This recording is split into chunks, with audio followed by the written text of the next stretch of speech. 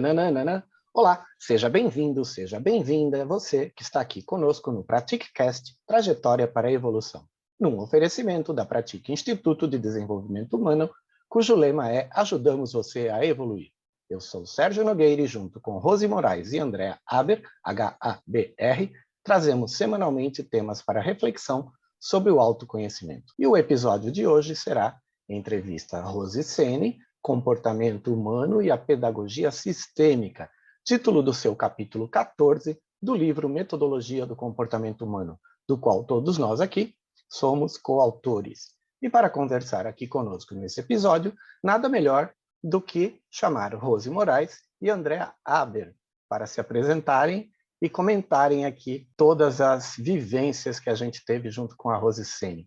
Rose Moraes, como está? Olá, Sérgio, tudo bem? Tudo bem, ouvintes? Rose Sene, bem-vinda, minha querida amiga. Andréa Aber, como está? Olá, tudo bem, Sérgio? Tudo bem? Hoje está difícil aqui, né? Rose Moraes e a nossa convidada, Rose Sene, né? Hoje vai ser difícil identificar na hora da gente falar só Rose, mas hoje vai ser bem legal, um episódio fantástico com a nossa amiga Rose Sene, onde nós temos muitas histórias em comum com ela. Rose Sene é treinadora educacional sistêmica, neurocientista, palestrante, escritora, master trainer. Eu até fui anjo no dia dela passar pelo fogo. Ela vai nos contar aqui se ela queimou a sola dos pés na hora que voou sobre a fogueira. Consteladora sistêmica como a Andréa Aber, treinadora da metodologia Cubo, junto aqui com a Rose Moraes e a Briane Wilcher, que foi a nossa entrevistada no episódio 4. Rose Sene, apresente-se, por favor.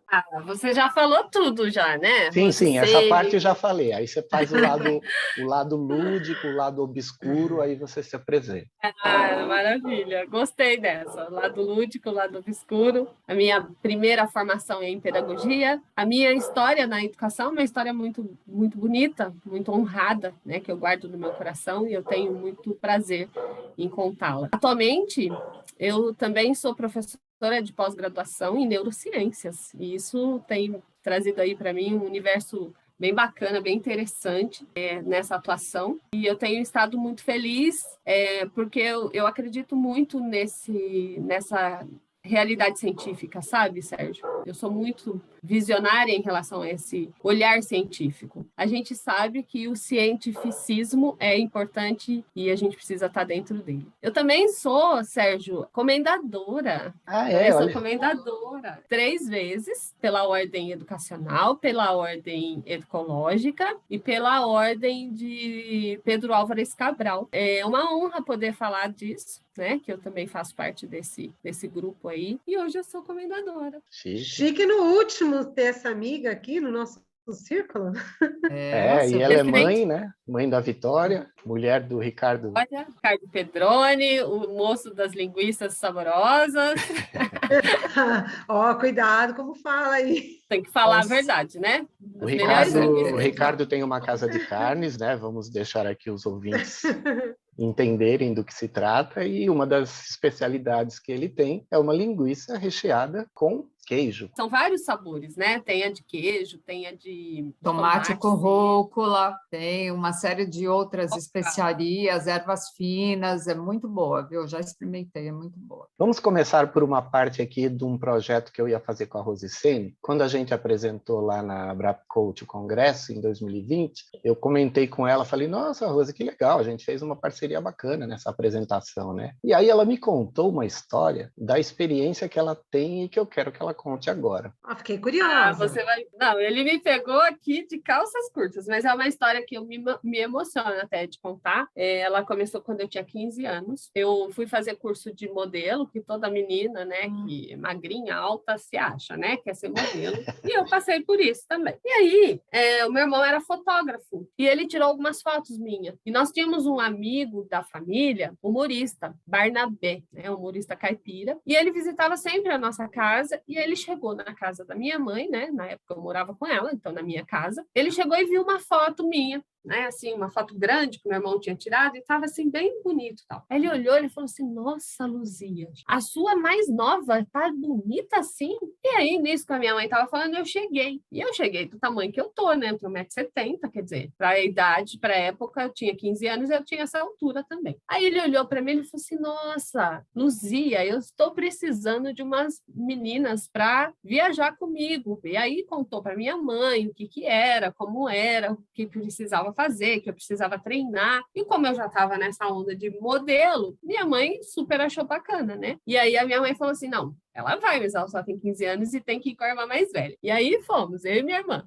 Minha irmã era bem mais velha, né? Era a segunda irmã, nós somos em 4 mulheres, e era a minha segunda irmã. E aí, que as outras eram casadas, então ela foi comigo, então nós fomos, a primeira viagem. E ele deixou um script para eu ensaiar as piadas, e eu ensaiei. E ele disse assim: você vai fazer essa primeira viagem? Foi para Itapetininga.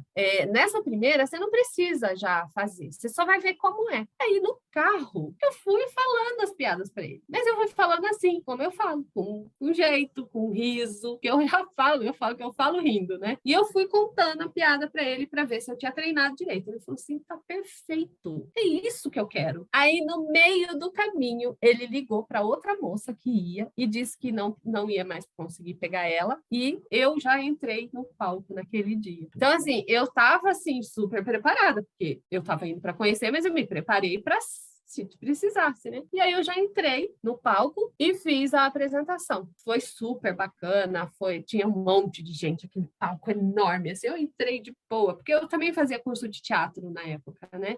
Dançava na escola, era aquela menina igual minha filha hoje. Pode falar, Sérgio. Espera um pouquinho, para contextualizar, era um teatro? Desculpa, eu perdi, se era um teatro, se era um circo, onde que ele se apresentava? Este evento era ao ar livre, uma festa de peão, lá na cidade de E aí era um mar de pessoas. Nós fizemos muito circo também. Por quê? Veja bem, quando não tinha os eventos grandes, ele era contratado para o circo. E aí no circo eu ia também, lógico. Eu estava trabalhando com ele. E aí eu fiquei dos 15 aos 20. Depois eu fui aprendendo, né? Nesse primeiro dia eu fui com uma roupinha mais sem brilho, né? Depois não, eu comprava aqueles vestidos todos com brilho, aqueles vestidos elegantes, aquele salto, eu tinha um cabelão, então arrumava aquele cabelão, botava uns brincos enormes, porque tinha a piada do brinco, eu não vou contar aqui que não tem contexto, mas tinha as piadas do brinco, tinha a piada das pernas, então eu dizia da perna, né? Então, assim, eram piadas que tinham uma leve malícia, mas muito, muito simples, porque ele era um humorista caipira, e tinha realmente essa simplicidade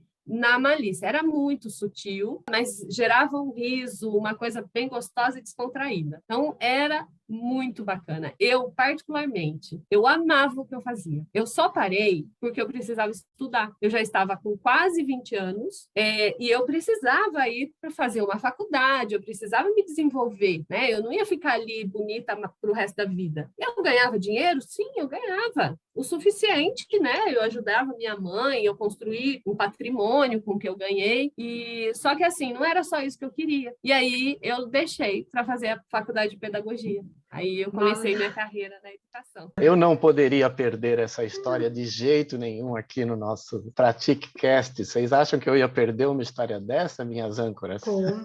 Com certeza pois não. Olha, isso aí foi uma surpresa, né? Quer dizer, é bem história de bastidor mesmo, porque eu pelo menos não sabia desse lado humorístico de Rosicene. Artístico e circense. Humorístico, circense, olha só, né? Teatral, fez teatro, fez dança, olha só. A gente, quando vê as pessoas, a gente fala: nossa, chegou até aqui, né? Ela é legal, mas você não sabe tudo que a pessoa passou, né? As experiências que ela tem e tudo mais. E isso aí da Rosicene, e eu e ela estamos fazendo um projeto super maluco. Tá no universo, né, Rosicene? Tá no universo, uma hora ele chega. Na hora certa ele chega. Isso, eu espero que eu não tenha 80 anos nessa época. Mas esse lado, né? Esse lado da nossa amiga aí de atriz, desde jovenzinha, é fantástico. Uma revelação realmente na minha vida. Eu gostava muito. Mas olha que bacana, a pessoa tem que ser descoberta por alguém, né? Então, você tinha um parente que era artista e viu, né? Então, as pessoas, às vezes, contam com um pouco de sorte, com um pouco de... Precisa ter uma conexão. Uma Precisa conexão. Era essa ter palavra que eu estava procurando, Rose. uma conexão, você precisa ter um empurrão, você precisa ter um QI, que a gente brinca muito, quem indique, né? Para ter uma iniciação no mundo, seja ele em qualquer profissão, né? Na verdade, só complementando isso, nós precisamos ter também um respeito mútuo. E foi o que eu adquiri. E depois eu até fiz alguns testes no SBT, fiz teste na Bandeirantes, porque a gente, por estar no meio dos artistas, conhecer todo tipo de artista, as pessoas falavam, menina, você tem muito talento, vai lá, faz. Eu acabei indo. Mas, assim, não era o meu universo. Não era aquilo que eu queria. Eu estava fazendo aquilo com a pessoa que eu estava fazendo por conta da confiança. Ali eu estava me sentindo protegida, respeitada pelo que eu fazia e estava fazendo muito bem para mim. Mas se ultrapassasse os meus valores, eu já não me sentiria bem. Então, por isso eu deixei aos 20 anos, no auge de uma carreira, né, de repente, de uma mulher, né, no auge de ser uma atriz famosa, uma modelo famosa, ou algo famoso, mas até uma cantora, se o talento despertasse, né, de repente. Será que tem esse lado também? Tinha sim, porque eu até cantava em alguns momentos, assim, usava um playbackzinho, uma coisa, então, assim, dava para arranhar algumas coisas. Mas é uma questão de se doar mesmo. Para mim foi muito interessante o momento de desistir e ir para um outro olhar. Foi bem importante. É isso aí. Eu não queria perder essa história, porque para mim ela é maravilhosa, eu acho ela fantástica. E eu queria dizer também que um dos episódios que a gente fez, o terceiro, que é o Hábitos, né? Hábitos que nos habitam, eu peguei da Rose Sene uma entrevista que ela deu num dos amigos, né? Tudo que eu posto da Rose Sene eu acompanho. E aí ela falou, não, porque eu tenho o hábito de levantar de manhã, de tomar um copo d'água. É isso, né, Rose? Então, entendi. Era ela, então, o exemplo daquele episódio. Era ela, exato. Ela é o exemplo daquele episódio, André, acertou, é isso mesmo. E você que está aqui conosco, lembre-se que este e todos os outros episódios estão gravados em vídeo no canal do YouTube da Pratique Instituto e da Andrea Aber. Acesse e se inscreva, ative o sininho para ser avisado de todos os nossos vídeos.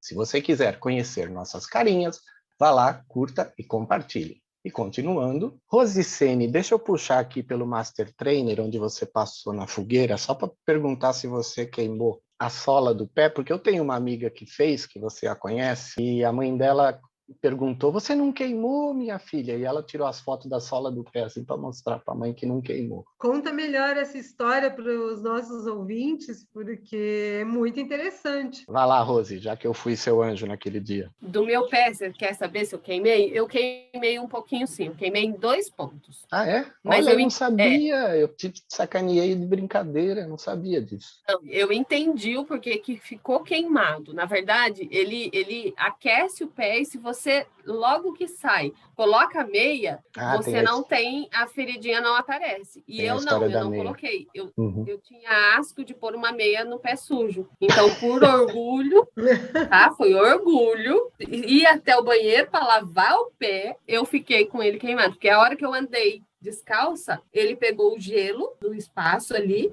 e aí a bolinha ficou. Mas foi assim, mínima. Foi bem pequenininho, em 2 pontos ali. E nem ardeu nada, nem ela fez a bolinha, mas ficou tranquilo. Mas foi por orgulho. Depois eu fiz uma autoavaliação, porque você não faz um treinamento desse para não se conhecer, né, Sérgio? Exato. E aí, dentro da minha autoavaliação, eu falei, foi orgulho puro. Então... Mas vamos exemplificar um pouco mais aí, porque para os ouvintes, foi um treinamento que eles fizeram, onde tinham que caminhar sobre as brasas. Uma das atividades num momento específico. E é isso que a Rose está contando aqui para nós, que ela teve essa experiência, mas que formou uma pequena bolha. É isso mesmo, André. Esse é o contexto. É um treinamento muito pesado. Eu participei do primeiro grupo de Master Trainer do IBC, a Rose participou do segundo, e é essa dinâmica mesmo que você falou. Uma das dinâmicas que a gente faz é passar pela brasa, e eu estava lá com a pazinha batendo na brasa para deixar a brasinha toda ela assentada lá. Eu e o Zé Roberto estávamos lá batendo na brasa. Tem muitos treinadores que fazem esse tipo de atividade, tanto aqui no Brasil quanto fora.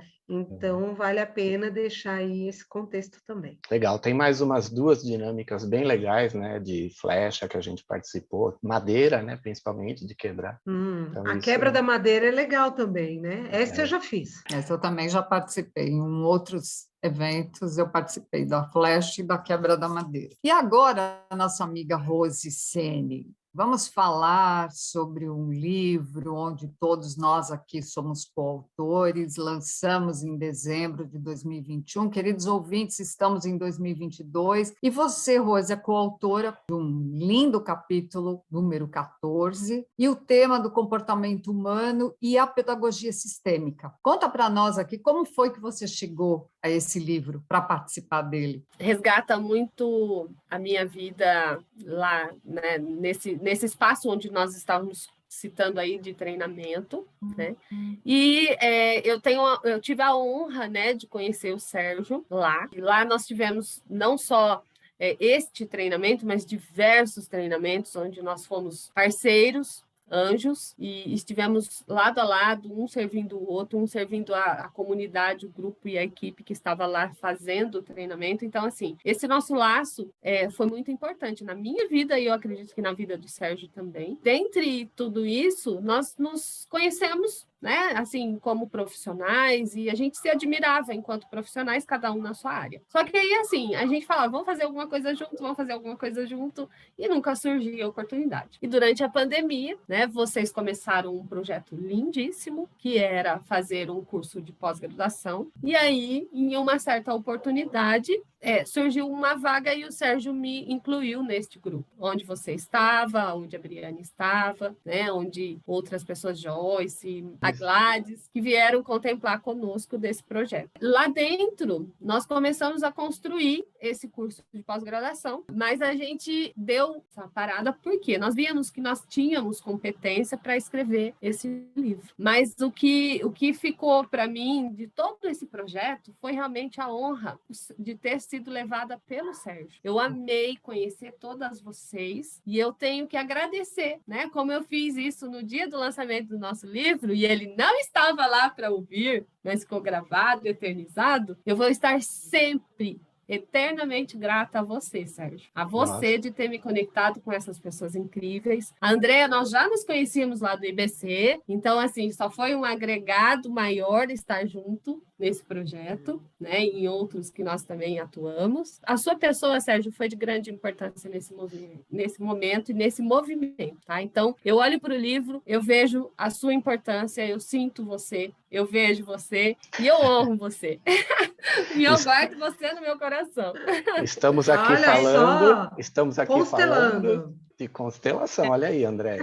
A Andréa também foi convidada para ser coautora quando a gente fez, né, a compilação dos autores e dos temas. A Andréa tem o capítulo da constelação. A Rose Sene me levou para a BAP Coaching, que eu também já tive o cargo de diretora regional de São Paulo. Então, ela também lembra de mim. Quando a gente precisa de alguém, ela lembra de mim sempre. Então, é recíproco, viu, dona Rose Sene? Muito bom. Mas e sobre o capítulo, então? Vamos falar um pouco sobre o conteúdo do capítulo. Então, sobre o meu capítulo, eu escrevi com muito carinho, com muito amor esse capítulo, e ele derivou, obviamente, de um projeto que é o Acolhe Educador, onde eu, Rose Moraes e Briane estivemos aí à frente, né, monitorando. E por que eu conto isso? Porque lá eu comecei a escrever esse texto para fazer uma entrega, e aí, em um momento, eu falei assim, nossa, mas está ficando muito comprido. E eu falei, não, vou parar de escrever isso e vou escrever uma outra coisa menor. E aí eu fui, escrevi e deixei lá no meu computador, no meu artigo. E no meu artigo eu falava desse professor, desse lugar do professor, desse olhar que o professor tem que ter. E, claro, coloquei os meus conhecimentos, coloquei a minha bagagem, coloquei a minha história enquanto educadora, e é o que realmente está dentro desse capítulo. Eu começo logo no início já falando de uma história que aconteceu e que a professora levava realmente o problema para dentro da casa dela. E até quando ela ia ficar levando bagagens que não a pertencem. E eu faço essa pergunta, se tiver educadores ouvindo aqui esse podcast, ela vai remeter a você, exatamente. Porque até quando você vai ficar levando bagagens que não te pertencem? E até quando você vai ficar estando num lugar onde não é o seu dia educador? E muitas vezes nós nos colocamos no lugar de pais dessas crianças, nós nos colocamos no lugar de famílias, principalmente quando essas famílias não são estruturadas, a gente vai tentar educar essa criança e essa criança não responde, ela tem dificuldade de aprendizagem, ela tem dificuldade com a vida, com até a alimentação muitas vezes. E aí o professor, na penalidade, na dó, né, de querer, da compaixão dele, de querer ajudar e servir, e obviamente que da melhor forma, ele vai e invade o espaço que não é dele. Então, o capítulo ele traz exatamente isso, que é o professor se posicionar enquanto professor, transmissor do conhecimento, que é o que somos. Eu falo isso, o Sérgio e meninas, Andréa e Rose, eu falo isso exatamente porque em algum momento da minha trajetória enquanto educadora, eu tive dificuldade em ver e viver isso. Eu fui diretora de escola, fui dona de escola durante 10 anos da minha escola, depois mais 10 de escolas que não eram mais minhas, mas que eu dirigia. E esses 20 anos de direção escolar, eu vi muita coisa. Quando era uma escola particular, era maravilhoso. Por quê? Porque você lidava ali no dar e receber, realmente. Tinha alguns episódios diferentes? Tinham, mas era uma classe social melhor, mais provida, que tinha condições de pagar a mensalidade, tinha um cuidado diferenciado, e a gente enfrentava mais questões pedagógicas, estruturais, a nível mais fáceis de se resolver. Depois eu fui atuar em 2 instituições. Em uma delas era uma APAE, e aí educação especial. Então aí eu conheci o que é o lugar errado do professor. E quando fui atuar também numa outra instituição onde era mais precária, onde tinha mais pessoas do nível de carência, eu enxerguei com muito mais clareza, e eu enxerguei inclusive na minha postura, em querer dar aquilo que eu não podia dar, em querer servir do modo que eu não podia servir. E aí gerava cansaço. E eu carregava esse cansaço para dentro de mim também, mesmo sendo diretora, mesmo estando no posicionamento. E aí eu vejo hoje, né, muitos educadores da rede pública nessa situação atual que nós estamos enfrentando pós-pandemia, retorno de aulas, retorno aí pedagógico, o quanto os professores estão cansados e estressados. Rose, isso que você está falando o professor não pode substituir a família. Sim, exatamente. O professor ficar no lugar dele, de transmissor de conhecimento. E essa diferença que você colocou entre a escola particular,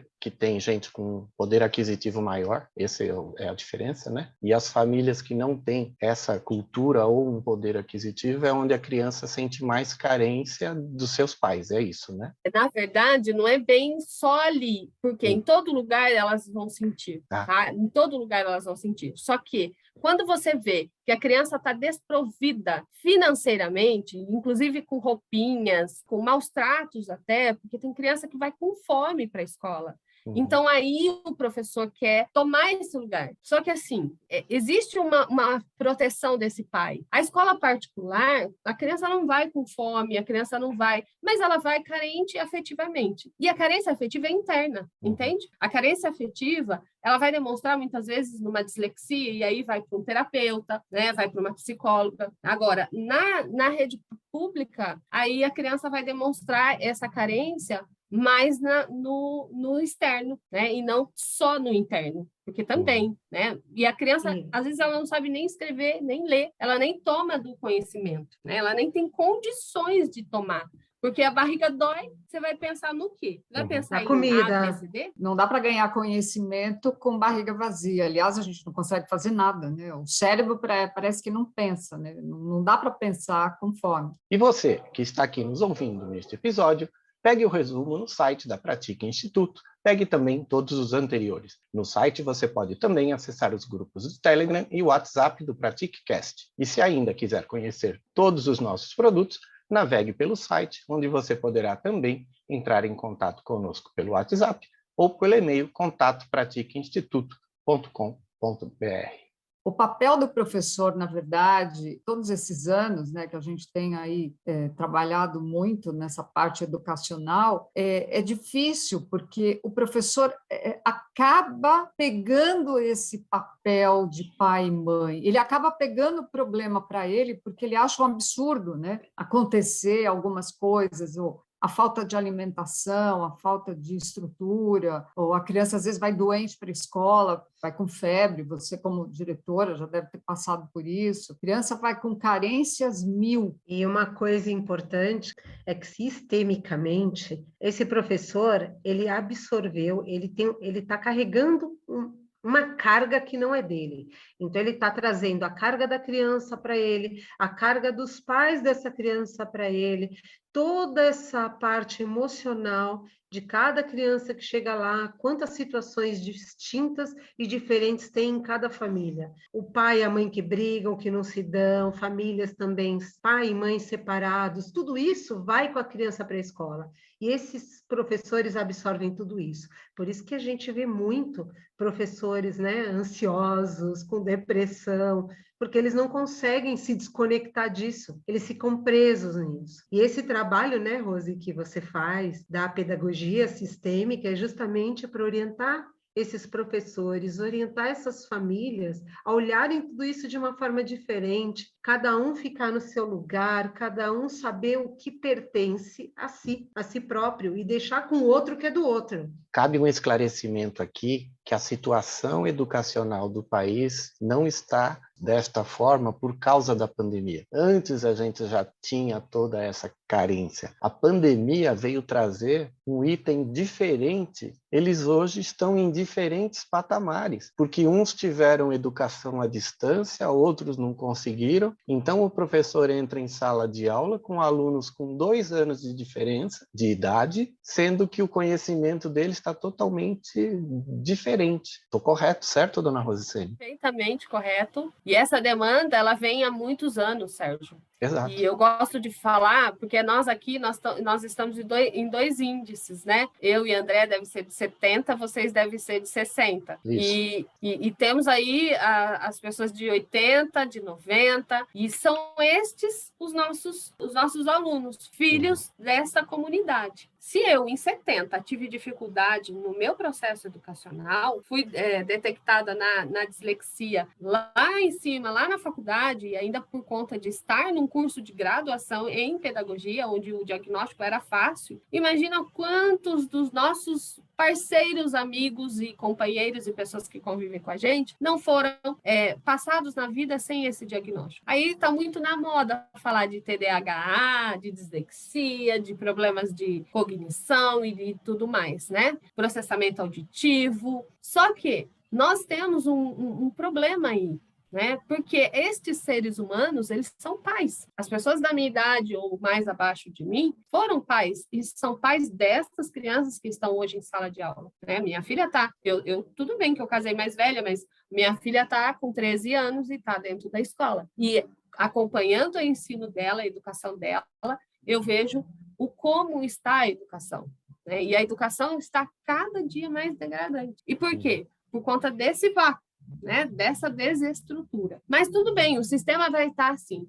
E aí, eu, com o olhar da pedagogia sistêmica, porque a gente não tem como chegar em um lugar e cancelar e começar tudo de novo. Não dá. Então, a gente tem que ter uma nova postura. Então, a pedagogia sistêmica, ela vem com essa nova postura. E é um novo olhar para a educação. E esse novo olhar, ele está focado e pautado nas relações humanas. Por isso eu escrevo o meu capítulo num livro, né, e o meu tema no livro de comportamento humano, porque está dentro desse olhar do comportamento humano, está dentro dessa visão do humanismo, da estrutura, do conceito, da mente, do consciente, do inconsciente, está dentro dessa visão mais sistêmica, né, de mundo, e por isso a gente está aí com esse livro, e o livro realmente está fazendo sucesso. Aí a gente tem várias pessoas escrevendo e que ele vai fazendo todo um caminho lindíssimo, que eu fiquei apaixonada pela construção desse caminho, que realmente a pessoa começa lá,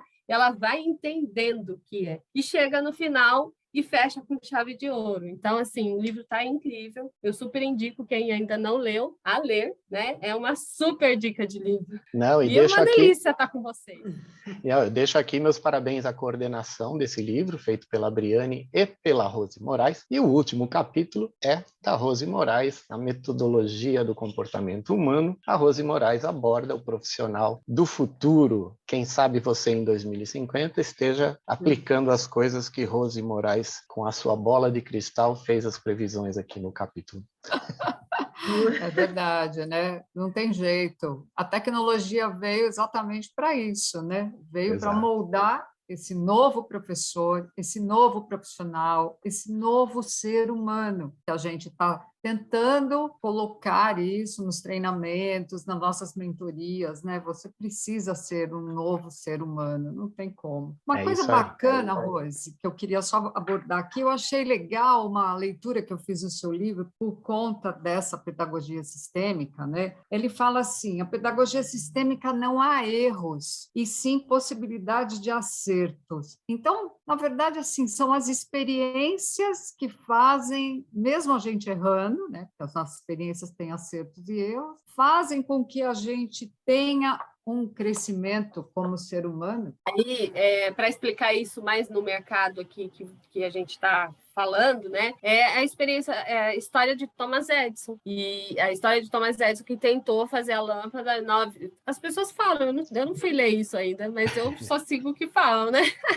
Mas dizem que ele tentou 999 vezes, né? Mas eu sei da história dele na infância, então faz sentido que ele foi um cara que tinha dificuldades, mas que ele foi superando, né? Então, o 999 talvez seja por aí, que ele tinha dificuldades, ele foi superando, né? Ele não foi desistindo, inclusive ele foi treinado a ser assim, pela própria mãe, ele foi treinado pela própria mãe a não ver que ele era um louco, que foi o que escreveram na cartinha dele para a mãe. E aí, sim, ele foi tentado a fazer uma vez, não deu certo. Faz 2 vezes, faz 3 vezes, faz 10, faz 1000, faz 999, e aí sim você acerta, e acertou, que por isso estamos aqui nesse ambiente, né? Com luz, com câmera, com ação e tudo mais.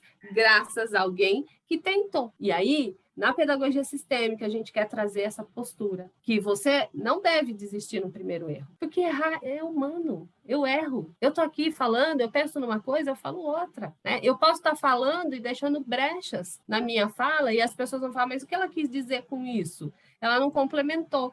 E aí, alguém que está me escutando vem aqui e me complementa. Eu estou errando? Não, nós estamos tentando todos aqui, porque nós estamos num conjunto, né, tentando todos acertar. E isso é valiosíssimo. É o apoio de um para o apoio do outro. E exatamente é essa postura que a gente carrega para dentro do ambiente escolar. Porque até então, eu fui educada no modelo de provas. Se vocês não foram, me falem, porque eu fui. Eu tenho pavor de uma prova. Eu tenho pavor. Por quê? Porque às vezes eu esqueço. Na hora certa eu esqueço o que tem que fazer, esqueço o que tem que falar. E por quê? Por conta do meu cérebro. Entende? Então, se eu tenho essas dificuldades, quantas outras crianças, quantas outras pessoas não vão ter? Coloca uma evidência, coloca um tratado para mim, coloca uma organização, uma estrutura. Eu me desenvolvo. Eu saio do lugar onde eu estava e vou lá para frente. Entende?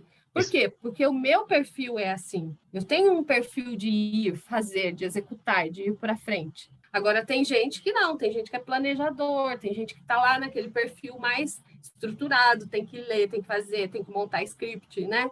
Eu vou sem o script mesmo.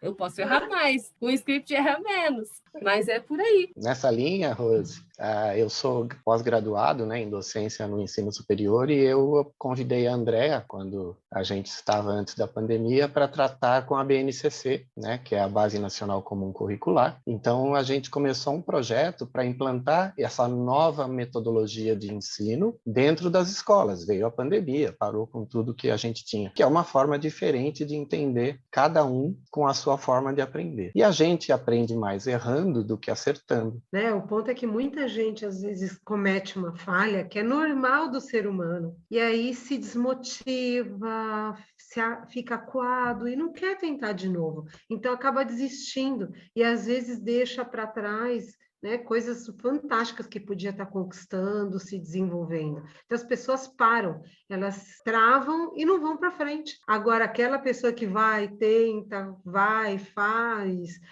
não deu certo por esse caminho, eu vou por esse agora, e chega lá na frente, todo mundo olha e fala assim, nossa, essa pessoa conseguiu, mas não olha, né, quantas vezes bateu de frente. Eu quero agora abordar o treinamento da metodologia Cubo.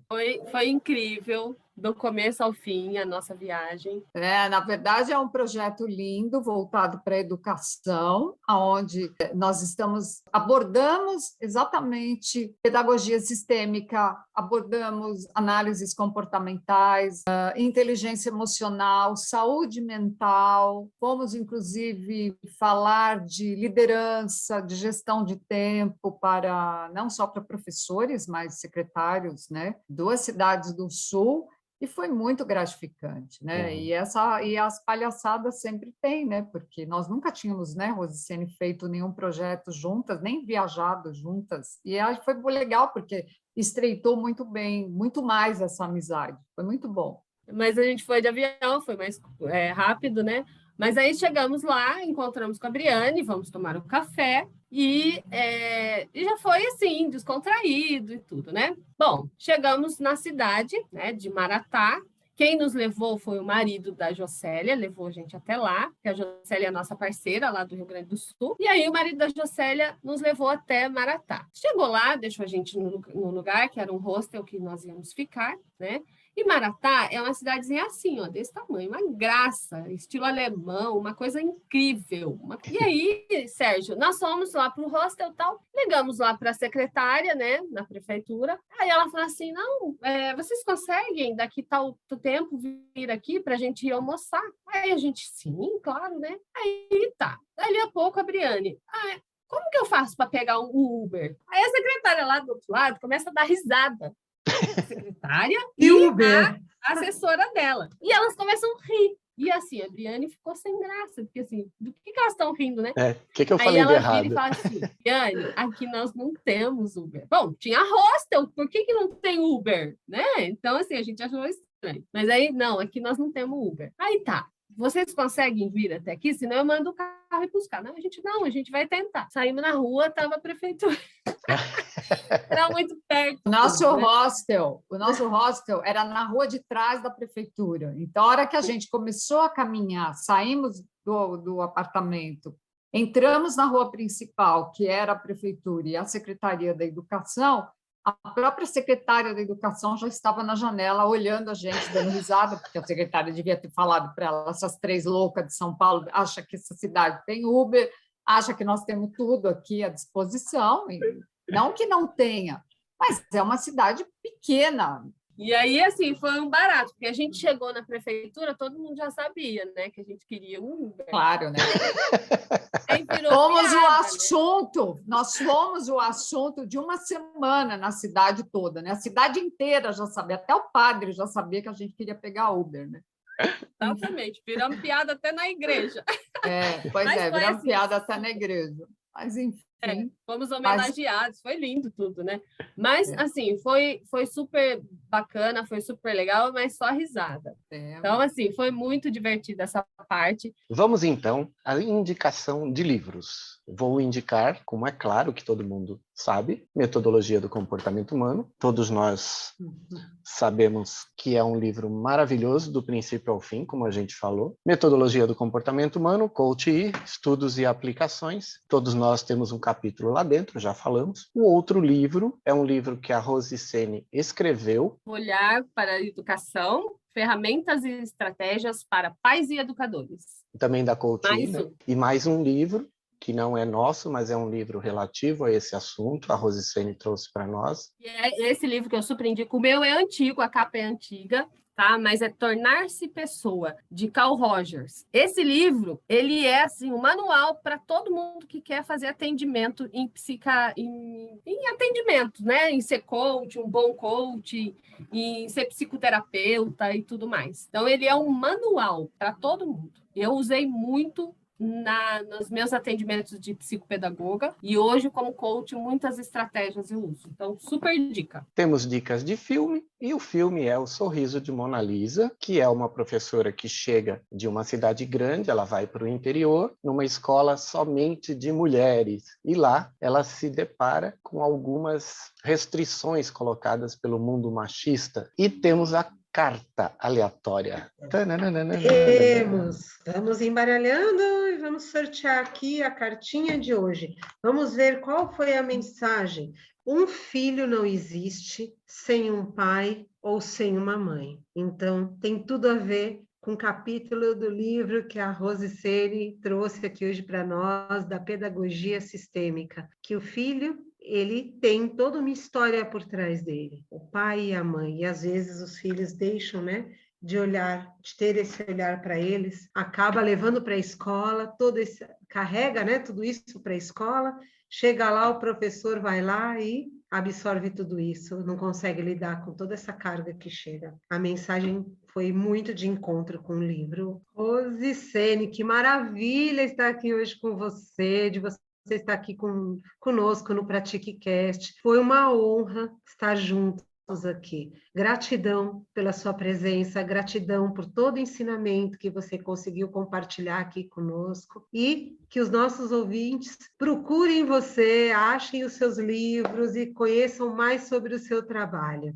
Nesse episódio, respeitável público, ficamos sabendo que para ser tudo que a Rose Ceni é, precisa ser uma verdadeira artista formada no circo da vida, andando pela corda bamba, domando as feras das emoções, engolindo espadas sem tempero, pulando do trapézio sem rede de proteção, domesticando os elefantes sem maltratá-los, retirando coelhos da cartola de mágico, equilibrando os pratos de ser mãe, educadora, esposa, empresária, palestrante, escritora e nunca perdendo a graça da palhaça, porque é essa a magia que encanta as crianças e é essa habilidade que faz da Rose Ceni uma mestre na pedagogia elevada ao cubo. Gratidão a todos vocês, gratidão Sérgio, gratidão Andréa, gratidão Rose Moraes, parceira, amiga.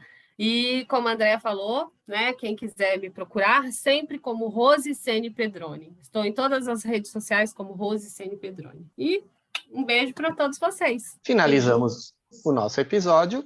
Você vai ficar agora com a música Samba do Picadinho, do Jorge Roberto, em homenagem às carnes do meu amigo Ricardo Pedroni, que é o marido da Rose, que tem uma casa de carnes em Jundiaí, com a linguiça mais deliciosa da região. Compartilhe nosso podcast com seus amigos. Até a próxima. Acabei de fazer um picadinho maravilhoso. E saiu um samba também, né? Teve jeito. Samba do Picadinho. Eu vim te avisar que a vida vale a pena. Aprendi a cozinhar no meio da quarentena. Eu vim te avisar que a vida vale a pena. Aprendi a cozinhar no meio da quarentena. Se quiserem saber como ficou meu picadinho, ficou tão gostoso, vou comer devagarinho. Mas se me perguntar se eu sou forno e fogão, eu respondo, minha amiga, eu sou mesmo é coração. E se me perguntar se eu sou forno e fogão, eu respondo, minha amiga, eu sou mesmo é coração. Se quiserem saber como ficou meu picadinho, ficou tão gostoso, vou comer devagarinho. Mas se perguntar se eu sou forno e fogão, eu respondo, minha amiga, eu sou mesmo é coração.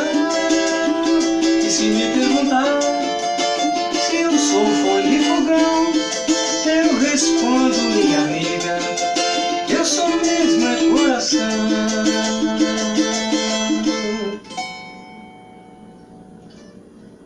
Bom apetite!